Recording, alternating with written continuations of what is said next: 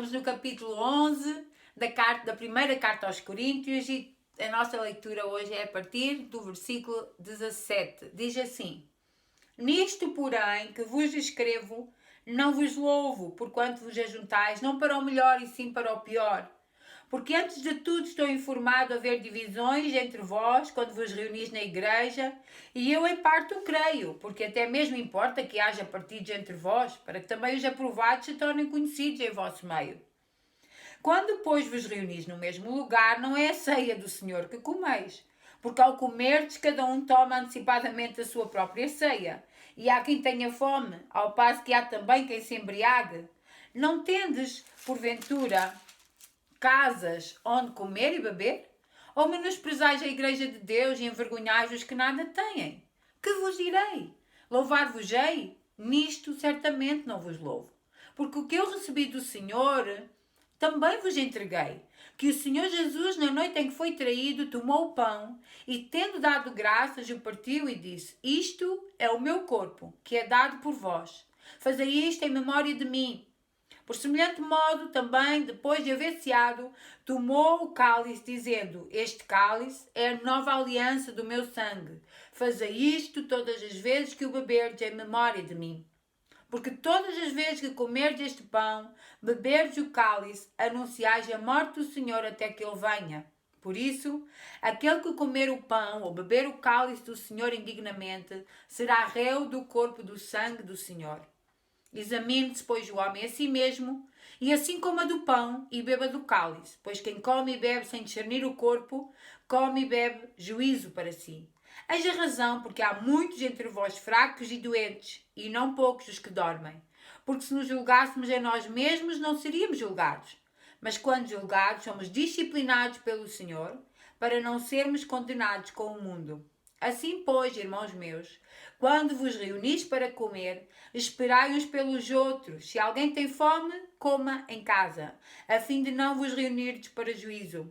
Quanto às demais coisas, eu as ordenei quando for ter convosco. Este é um texto bem conhecido nosso, que frequentamos uma igreja e que temos por hábito celebrar a ceia do Senhor.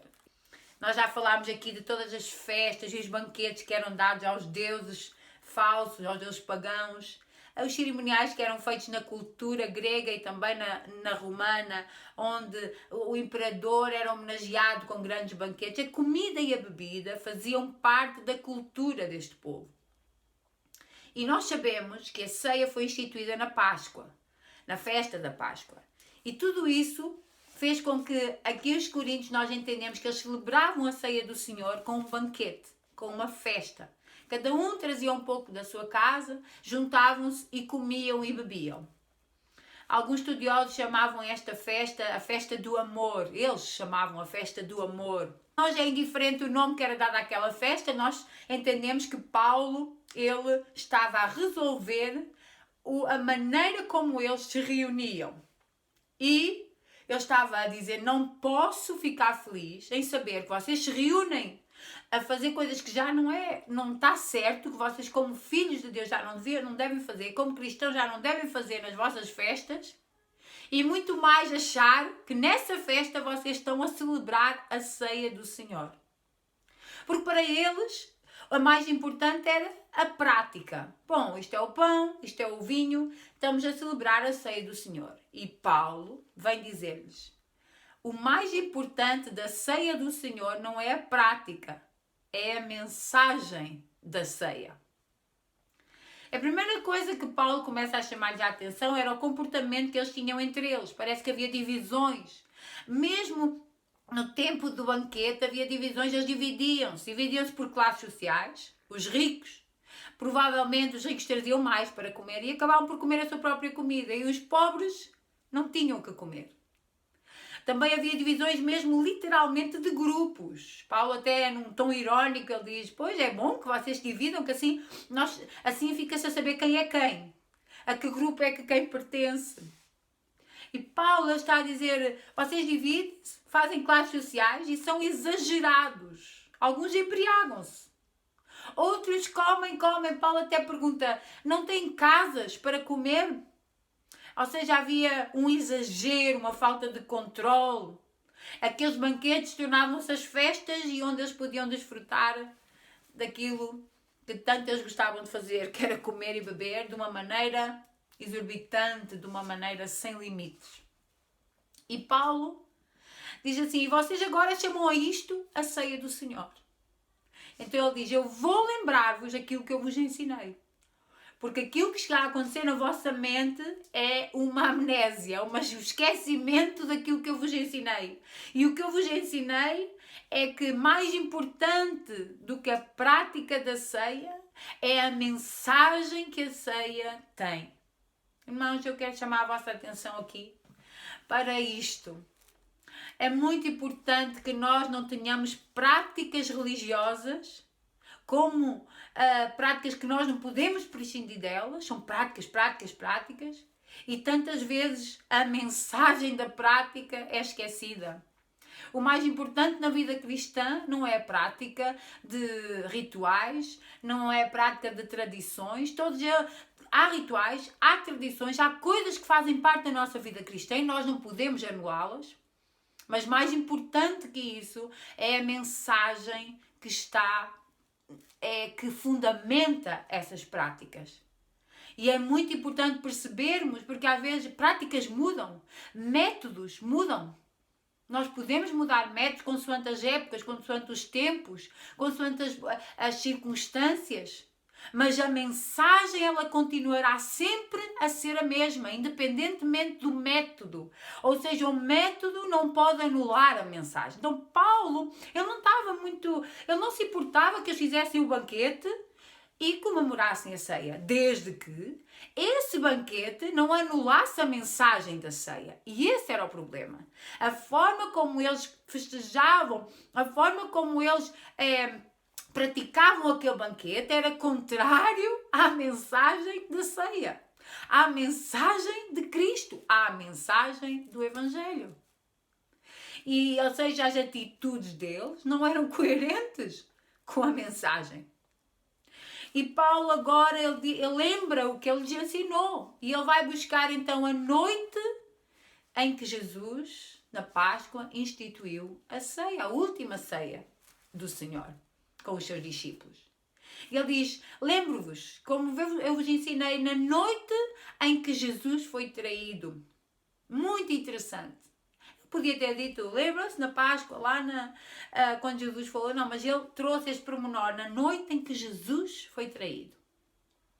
Primeiro, para que eles se lembrassem que não foi em qualquer momento que aconteceu aquela situação. Aquela situação, a ceia do Senhor foi instituída na noite em que Jesus foi traído, na noite de Páscoa, na noite da libertação. Na noite em que era festejada por todo Israel, que era festejado no povo de Deus, a libertação do Egito. Também, segundo, havia um traidor. Jesus foi traído.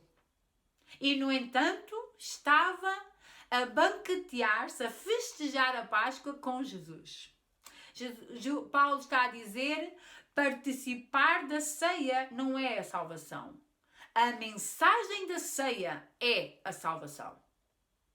Participar da ceia não salva ninguém, não faz parte, não é uma regra para alguém ser salvo.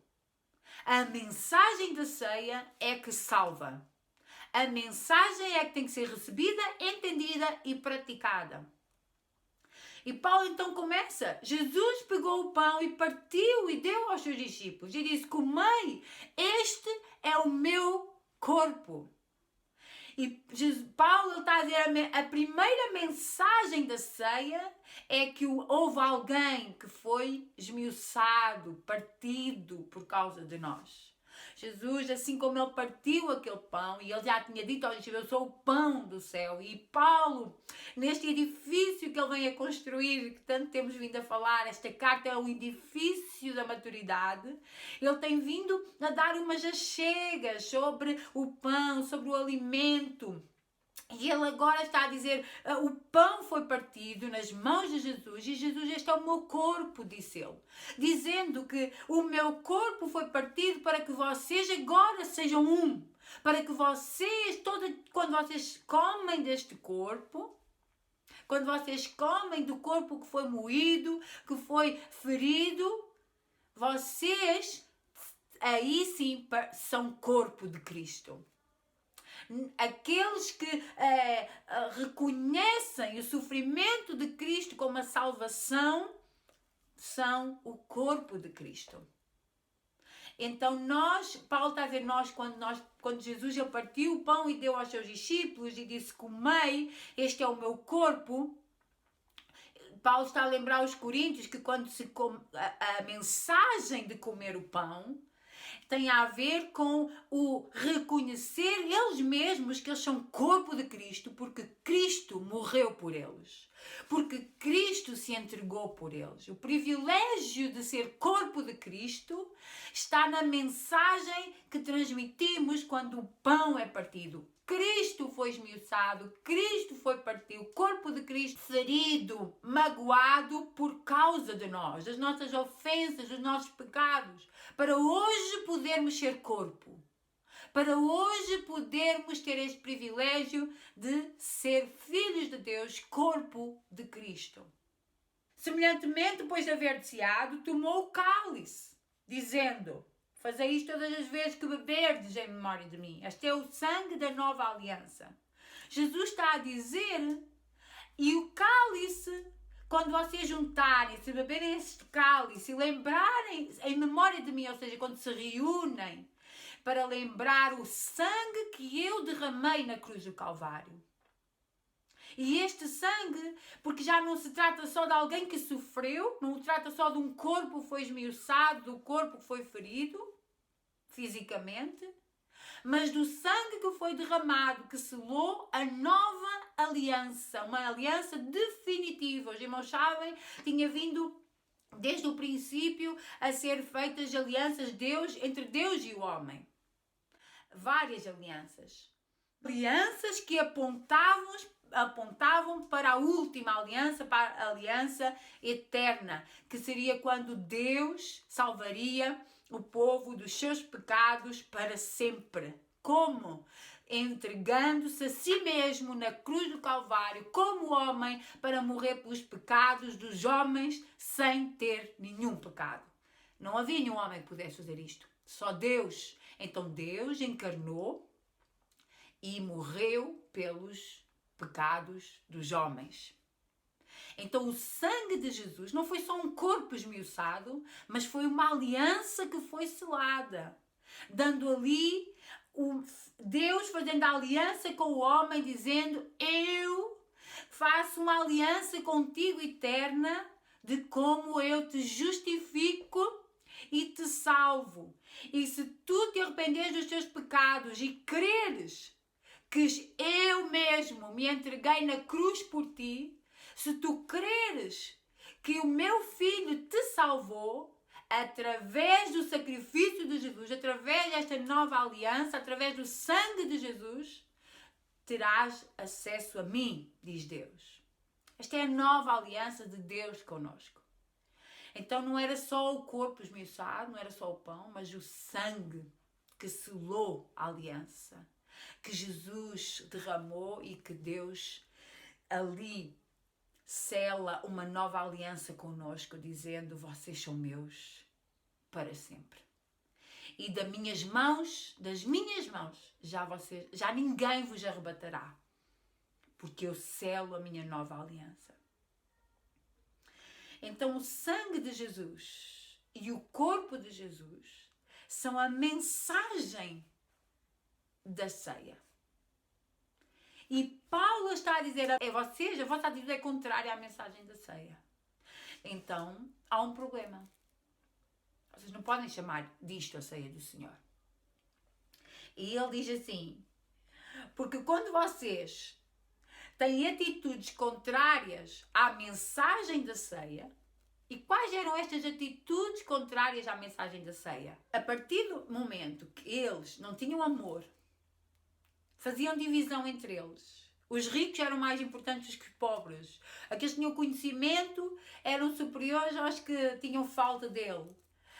Eram orgulhosos, não aceitavam a repreensão. Permitiam no meio deles que houvesse estas coisas Os banquetes eram extravagantes, eram vergonhosos, não havia sequer um pensamento acerca do outro. Quem não tinha que comer, não comia. Comia quem tivesse primeiro, quem não tivesse primeiro, não comia. Este comportamento era contrário à mensagem. Então Paulo está a dizer: vocês comem e bebem indignamente. A salvação chegou a vós. Se a ceia é importante para vocês, ela não pode ser um ritual, ela tem que ser mais do que praticada, ela tem que ser vivida. A ceia do Senhor tem que ser vivida mais do que praticada. E Paulo está a dizer: por cada vez que vocês comem e bebem, ou seja, cada vez que vocês pegam o pão e bebem o cálice, anunciam a morte do Senhor. Ou seja, vocês não precisam de anunciar com palavras. A atitude, a prática da ceia é uma mensagem. É uma mensagem. E não pode ser uma mensagem que vai ser anulada, pois por causa das vossas atitudes. Então, a mensagem tem que ser coerente com os comportamentos. Porque a ceia do Senhor, ela não é só uma coisa, não é um memorial. Né? Não é uma coisa passada. Ela lembra o que Jesus fez. É um partilhar do que Jesus é hoje para nós. E é a prova de que nós cremos que Jesus voltará. Porque Jesus disse que devemos fazer isso até que Ele venha. Então nós vamos fazer isso até que Ele venha. E quando Paulo diz assim, portanto, aquele que comer e beber do cálice do Senhor indignamente será réu do corpo e do sangue do Senhor. O que é que isto quer dizer? Indignamente e que não discerne o corpo do Senhor. Que corpo é este? A igreja. Não discerne o corpo do Senhor. Não discerne o que é uma vivência cristã. E o que é indignamente? Indignamente não tem a ver com o ser digno de tomar a ceia. Porque nenhum de nós seria digno de tomar a ceia. Foi Cristo que nos fez digno. É exatamente esse o simbolismo da ceia. A ceia exatamente traz a mensagem que tu não és digno e que por causa do sangue de Cristo, a nova aliança do Senhor conosco, é que nos fez dignos. Porque não é mais eu, mas é Cristo em mim. Então Deus não olha para nós sozinhos, em pecado. Cristo olha para nós cobertos, Deus olha para nós cobertos pelo sangue de Cristo. E é o sangue que nos torna dignos de tomar e participar e ser participantes do corpo de Cristo. Então esse indignamente não é para nós sermos indignos. Indignamente tem a ver com a atitude errada. Porque Paulo está a falar para homens e mulheres que faziam banquetes nos quais eles não davam bom testemunho. Onde eles faziam tudo contrário àquilo que Deus queria. Então Paulo está a dizer, vocês para realmente viverem a mensagem da cruz, a mensagem da ceia, vocês não podem fazer este banquete e dizer que estão a tomar a ceia. Vocês têm que fazer isto de uma maneira digna, ou seja, do modo certo. Vocês têm do modo certo. E qual é o modo certo? Com temor, com responsabilidade e com coerência com a mensagem. Vocês, quando estão a partilhar a ceia, têm que se lembrar que todos são iguais.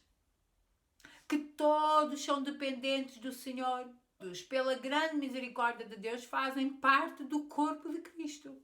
E que não há uns maiores, uns melhores que outros. Isto é o que Paulo está a dizer. Então, quando vocês comem e bebem, comam dignamente. Não de uma forma indigna, não do modo errado. Porque se vocês fazem do modo errado, vocês não estão a ser coerentes com a mensagem. E discernir o corpo é isto. Discernir o corpo é ter o entendimento de que todos somos um corpo. Um corpo. E Paulo depois vai falar sobre isso. E nós somos todos filhos de Deus. Isto é discernir o corpo. Todos somos carentes da misericórdia de Deus. Então não pode haver preconceito, não pode haver divisão nisto. E Paulo está a dizer: examine-se, pois, o homem a si mesmo, coma do pão, beba do cálice, pois quem come e bebe sem discernimento do corpo, come e bebe para juízo. Ou seja, indignamente e sem discernir o corpo é o que não pode acontecer. Não pode. Então o que é isto? É muito importante nós sabermos isto. Porque, irmãos, a ceia, ela não é para salvação. Nós não somos salvos porque tomamos a ceia. E nós também não vamos para o inferno porque não tomamos a ceia. E por isso a ceia não é uma penalização da nossa vida. E também não é um alívio de consciência. Eu errei, agora não tomo a ceia e está tudo bem. É ao contrário. A mensagem é exatamente ao contrário do que o Paulo está a dizer. Paulo está a dizer: tomar a ceia é um privilégio, mas é um privilégio dado por Deus a todos os que creem em Cristo. E quando eu vou tomar a ceia, Paulo está a dizer aos Coríntios, vocês têm que ter consciência de que estão a fazê-lo do modo certo, discernindo quem vocês são e discernindo com quem vocês estão a partilhar. Vocês estão a partilhar com aqueles que são iguais a vocês em Cristo. Que são irmãos, que não há ricos, não há pobres. No meio do povo de Deus não há preconceito. No meio do povo de Deus não pode haver classes sociais, não pode haver cor, raça, língua. Isso não existe. E não há uns superiores a outros. E Paulo agora está a dizer, portanto, vocês têm que olhar para vocês mesmos, examinarem-se a si mesmos e perceber que vocês têm consciência disto. Têm consciência de quem estão, de quem são em Cristo. Terem cuidado para não pensarem de si a mais do que o que são, mas também terem cuidado para não pensar a menos do que são. Não, vocês são filhos de Deus e têm de se examinar. Paulo está a dizer aos Coríntios, olhem para vocês, vejam o que está a acontecer e mudem para participar da ceia. Paulo não está a dizer, não tomem. Ele diz, mudem, transformem, examinem-se para participar corretamente. Em nenhum momento Paulo diz para não tomarem ou para pararem com aquela prática. Paulo, pelo contrário, Paulo está a dizer a prática de estar em coerência com as vossas atitudes. E os coríntios, nós não podemos tirar isto do contexto. Os coríntios estavam a fazer o banquete tudo errado. Uma atitude que não se espera de filhos de Deus. E Paulo ele termina por dizer, porque e isto é o princípio para a vida cristã. O que Paulo termina a dizer é o princípio para a nossa vida cristã. E isto é muito importante se entender. Quando Paulo diz, examine-se, pois, o homem a si mesmo, Paulo não está a dizer para o domingo da ceia, orar e pedir perdão pelos pecados. Não é isso que Paulo está a dizer. Porque isso pode ser feito ou não. Portanto, isso aí não é isto que aqui o Paulo está a dizer. O que Paulo está a dizer é, a cada dia nós temos que ter este autoexame. O cristianismo diferencia-se das outras religiões por causa disto. Porque o cristianismo exige do cristão, do discípulo de Cristo, uma capacidade, uma maturidade de autoexaminar-se e saber olhar para si mesmo e dizer, eu nisto não estou bem. E saber ir à presença de Deus, eu preciso da tua ajuda nisto e nisto e nisto. Porque vocês sabem, quanto mais nós olhamos para Cristo, mais nós percebemos a nossa fraqueza. Mas quanto mais nós percebemos a nossa fraqueza, mais também glorificamos o poder de Deus. Porque na nossa fraqueza, o poder de Deus, ele se aperfeiçoa, ou seja, ele aperfeiçoa a nossa vida. Então, quanto menos eu sei, mais o Senhor pode fazer através de mim, manifestar a sua presença e o seu poder na minha vida. Então Paulo, quando ele diz, se nós soubermos examinar nós mesmos, nós não somos condenados com o mundo. Ou seja, Paulo ele está a dizer, irmãos, Cristo salvou-nos, é a mensagem da ceia. Cristo salvou-nos. E se Cristo te salvou, foi para que tu tenhas esta capacidade de ver o que está errado, examinar-te. E quando tu te examinas, quando tu olhas por ti, Deus, Ele vai te ajudar. Tu não vais ser condenado com o mundo. Porquê?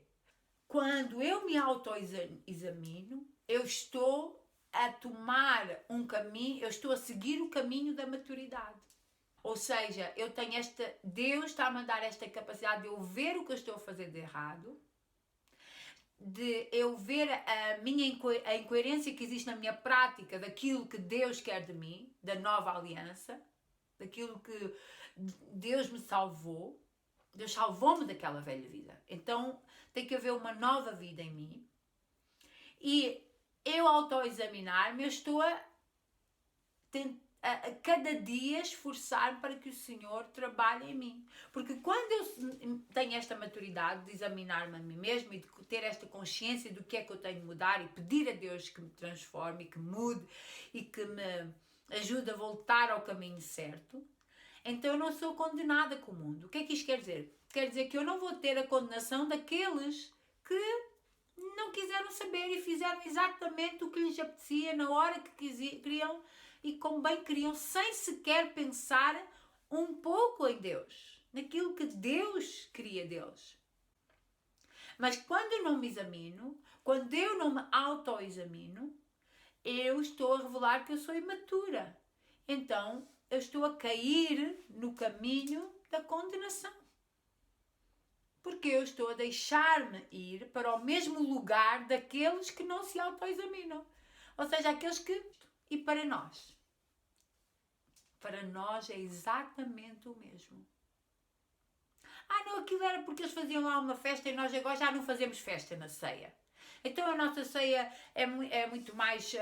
nós não temos comida, bebida, um bocadinho de pão, um cálice para cada um, isto. Então nós não temos de olhar nada àquilo. Não. Temos sim.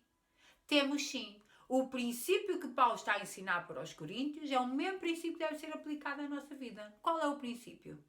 Primeiro princípio. A minha vida tem que ser coerente com a mensagem da ceia. Segundo princípio.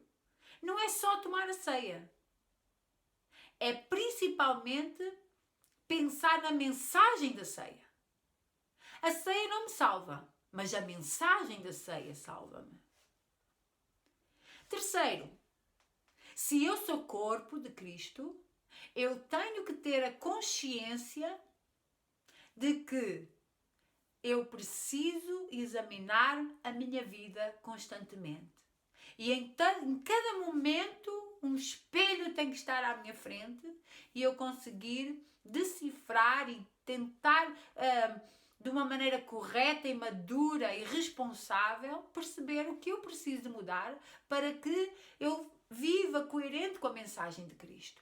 Se eu me mantiver apenas, única e exclusivamente na prática da ceia, sem que a mensagem da ceia mude a minha vida, eu não estou num autoexame. Eu estou no caminho para ser condenada com o mundo.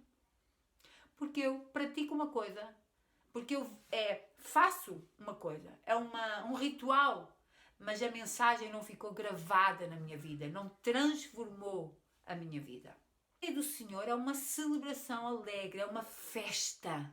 A ceia do Senhor é uma festa. Nós estamos a lembrar aquilo que Cristo fez por nós. Nós estamos a lembrar que agora não somos mais aqueles, mas somos estes que temos o Espírito de Deus que nos ajuda, que nos ensina, que nos leva a autoexaminar-nos, que nos leva a ter uma alma, uma consciência transformada, trabalhada. Então a ceia é uma festa que temos que celebrar, que temos que festejar. aquilo que Cristo fez por nós. Vamos orar.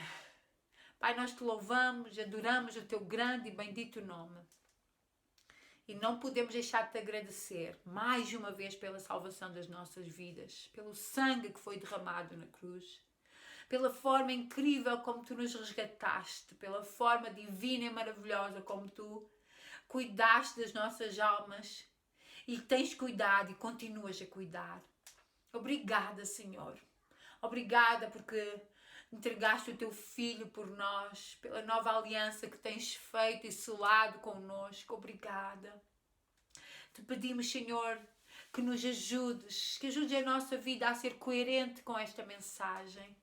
Que tenhamos, Senhor, ó Deus, esta maturidade para autoexaminarmos, para que possamos, Senhor, de uma forma consciente, de uma forma alegre, de uma forma, Senhor, livre, viver a mensagem da ceia, viver a mensagem da cruz, viver a mensagem que tu, Senhor, delineaste na cruz do Calvário. Queremos viver o teu evangelho como discípulos. Abençoa o teu povo, Senhor. Abençoa, em nome de Jesus. Amém. Deus te abençoe. Até amanhã.